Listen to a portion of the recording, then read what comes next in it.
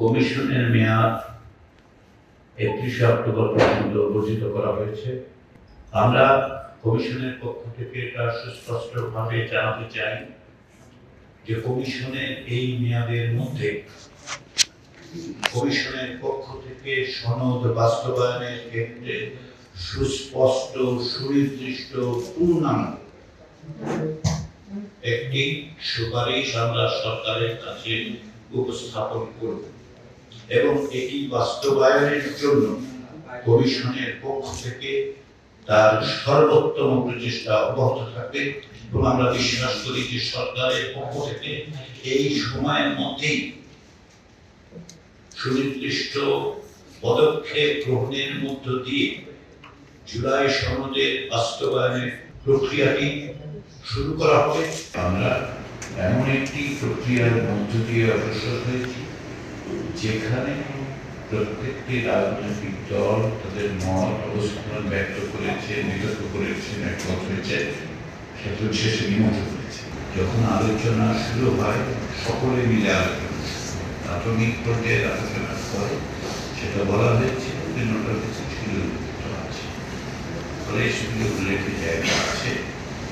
আমরা আশা করছি সকলে স্বাক্ষর করবেন। এই পর্যন্ত আমাদের কাছে যা অবহিত করা হয়েছে তাই এরকম রাজনৈতিকভাবে প্রত্যেকের একটা অবস্থান আছে, সে অবস্থান তারা ব্যক্ত করবে, এটা আমরা মনে করি সেটাই গণতান্ত্রিক প্রক্রিয়ার অংশ। আশাবাদী যে সকলেই এতে স্বাক্ষর করবে, সংস্করণ করবে। আমরা সেটা সকলকে আমন্ত্রণ জানিয়েছি, সকলে প্রক্রিয়া ছিলেন, সেই বিবেচনার থেকেই আমরা এখন মনে করি যে সকলে অংশগ্রহণ করে স্বাক্ষর করবে। একদিনে কালকেই আমরা সকলে স্বাক্ষর নিতে পারলেই সবচেয়ে ভালো, একটা উৎসবমুখর একটা আনুষ্ঠানিকতার মধ্যে। কিন্তু যদি কোনো দল পরবর্তী সময়েও ধরুন এই মুহূর্তে স্বাক্ষর না করেও বলেন, পরে এই অংশীদারিত্বের কারণে তারা যদি বলে দিতে চান, নিশ্চয়ই আমার মনে হয় যে সেটা অংশগ্রহণের শরিক দল হিসেবে শরিক হিসেবে ঠিক আছে যে তারা পরে বিশেষ আমরা আশা করছি একসাথে আসুন, আমরা সকলে একসাথে বসে উৎসব করে স্বাক্ষর করি।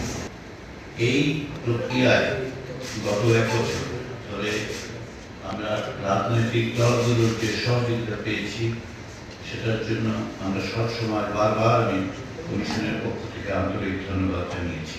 আমরা অপেক্ষায় আছি আগামীকাল জাতীয় সনদ স্বাক্ষরের অনুষ্ঠানে সকলে উপস্থিত থেকে স্বাক্ষর করে গত 1 বছরের যে প্রচেষ্টা, সেই প্রচেষ্টা একটি পর্যায়ে আমরা উপনীত হতে পারব।